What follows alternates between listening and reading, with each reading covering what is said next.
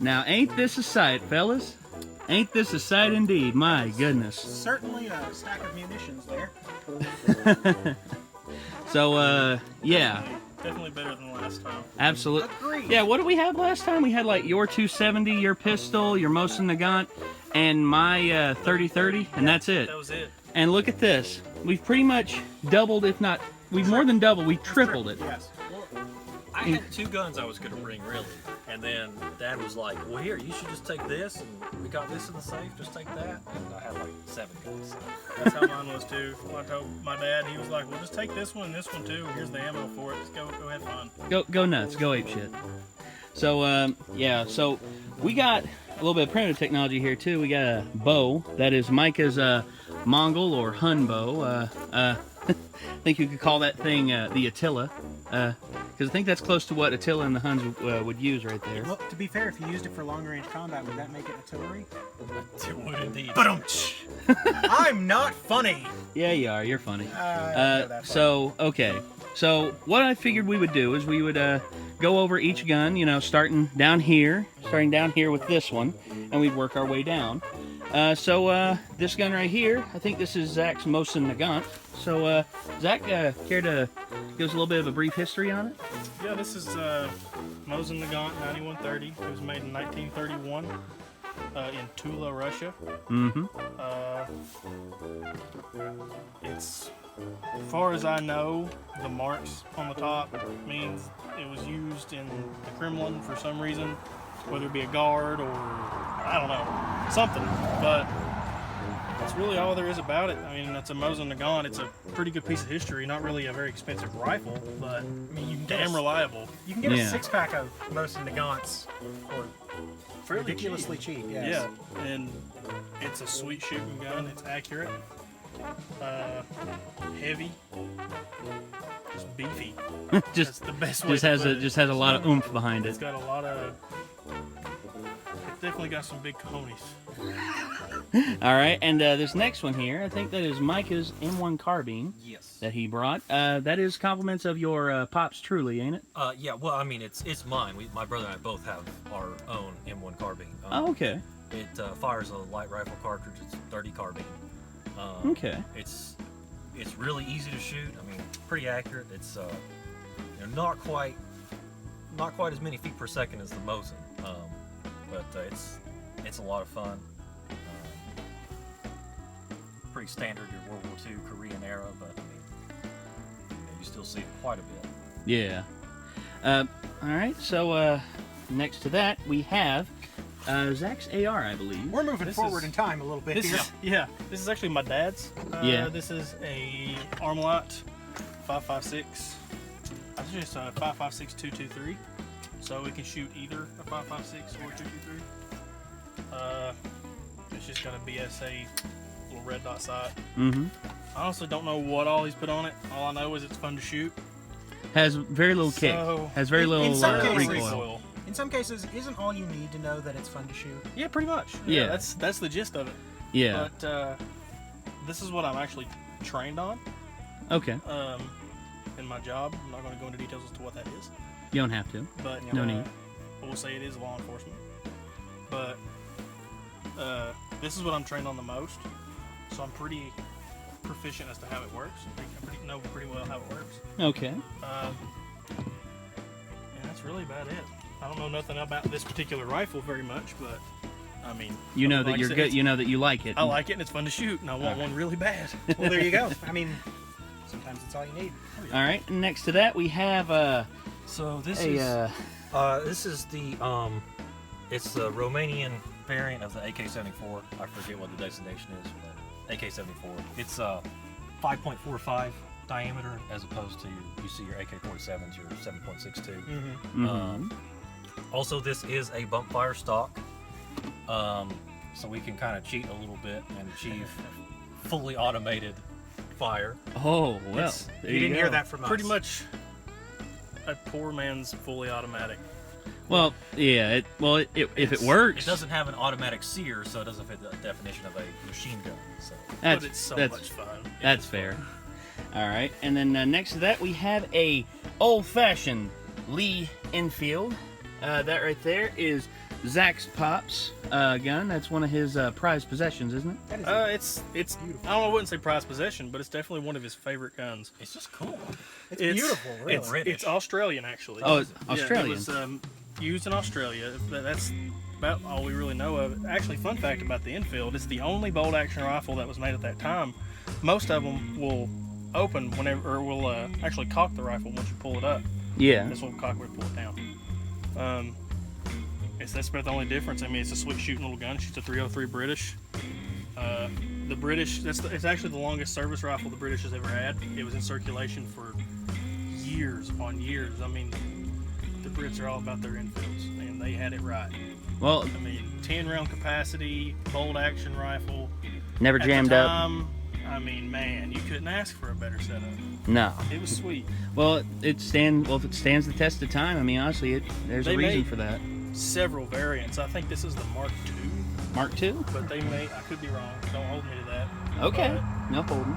But, You are not beholden to anything on one- here. This is merely speculation. this one had to have seen battle. The only reason I say that is because, I mean, it's got so many dings and just It's definitely been used. Yeah, yeah, absolutely. it definitely makes Yes. it look nice, in Yeah. my opinion. But Well, I agree. It's got a certain. rustic aesthetic to it. It's been lived in, Yes. as they say. agreed. So to speak. It's a lovely piece of hardware. All right, and then next to that we have a classic of the Vietnam War, the Ithaca 12 gauge shotgun. 12 gauge pump action shotgun. Fun fact about this guy, you can actually slam fire it. So you just hold the trigger down and just. Oh, it's work. a slam fire, Oh, dude. damn. If you Love feel slam like it. fires. The only thing is, if you slam fire without the shell in there, it can put stress on the firing pin. So just, Oh, So that's don't right. do that. just count your shots. Okay, that's Yeah. fair. That's fair enough. So yeah, that's a beauty of a shotgun right there. The wood handle still in great condition. How old is this gun? Oh, you have no idea. Older than I am. Well, there you go. And it looks this good, so yeah, there you go. So next to that, we'll start down here at the bottom with the pistols. That's Zach's old reliable, his Smith & Wesson. I'm gonna get judged for that, I know, because it's like putting a piece of block of lead beside a bunch of gold. It Oh, just you're makes no fine. sense. Aw. But I absolutely love this pistol for several reasons. I only paid $200 for it. That's the main. No, that's fair. That's a And great I reason. can respect I've it. always been a big fan of.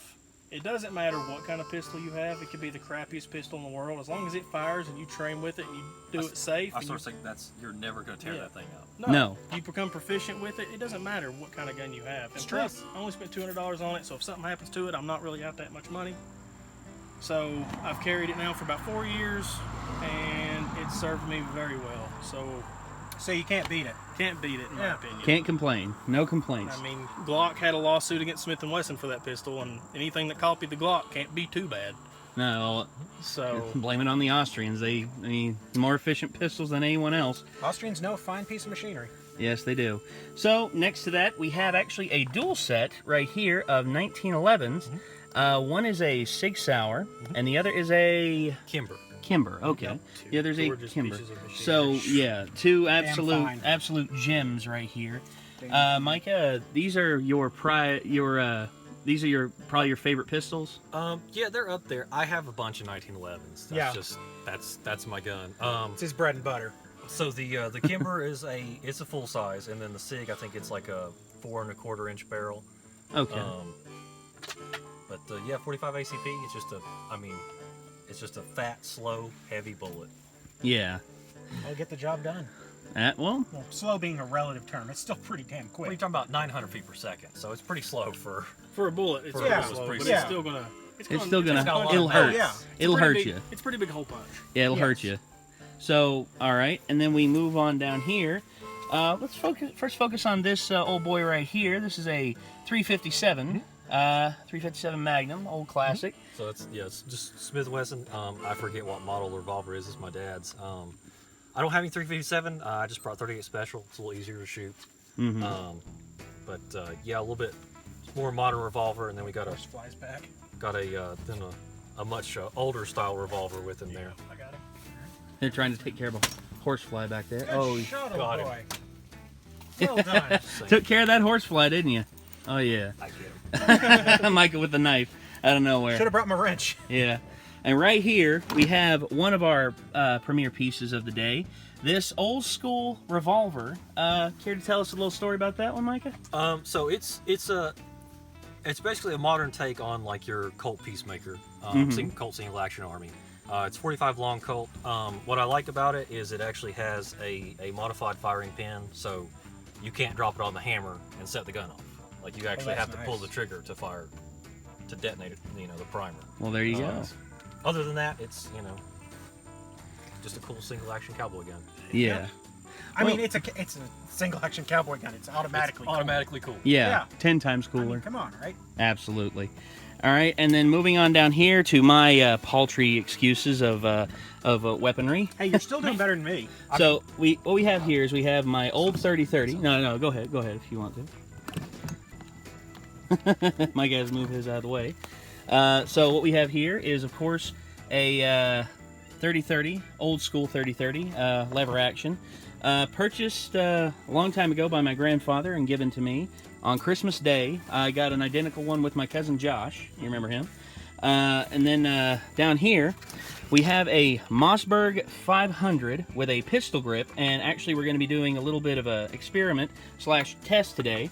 We're actually going to switch out the stocks in between shooting it to see which stock I like better. Zach absolutely refuses to fire it without this stock on it. Ooh. So It's so not doing it. Not doing it. I wouldn't blame you, but I'm going to do it. I'm going to test fire it once. You're a crazy bastard. That's a For lot. science. That's a lot of gun. For science. No, I know it's a lot of gun for a pistol grip. I'm going to try it out and see how it feels. Well, I'll tell you what. You can stand out there and try it, and I'm going to stand behind your truck. That seems strong. And next thing you know, the shotgun goes flying. I'm like, whoa! And it goes flying into the road. And I'm like, all right, regular grip. Yeah. All right, so, all right. And also down here, we have 2 clear bricks of ballistics gel. We still need to clean them up a little bit. That's why we brought the heat gun. Yep. Now you're getting into my domain. Yes, this is for science. Ben's wheelhouse. So yeah, we got. So we're gonna do some interesting, like we're gonna do some ballistics test. Gun versus gun. See what we get. We've got. We were talking about doing a test with Hydroshocks versus your standard hollow point. Yeah. So it'll be interesting to see the differences in damage we get there. Mm-hmm. And I've got a little something special for these guys to take some shots at, which I'll explain later when we get to that point. Understand. Yeah. Understand. So save a few rounds with your favorites for that one, gentlemen. All right, so yeah, there we go. That is what we've got right now. I guess let's commence the shooting. Let's get to it. So Here we go.